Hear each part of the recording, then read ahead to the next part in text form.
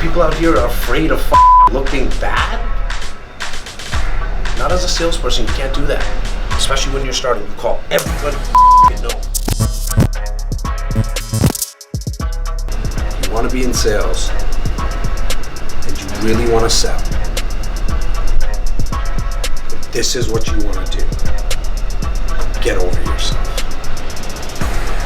You ain't that important anyways. We made all that shit up in our own heads. Nobody's thinking about it. Nobody's thinking about you on a regular basis, I'll tell you that much right now. Everyone else ain't walking around thinking about how you look and how you talk and what you think. Get over yourself. Call everyone that you possibly can. And promote yourself. This is sales.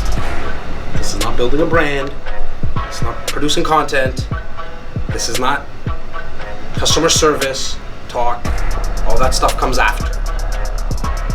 Because I can bring you leads. It's never the problem. But you need to sell. And you do that by getting on the phones, meeting people, consistently. Not giving a shit how you work.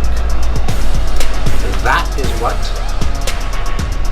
differentiates mediocre to good to great to top 1%.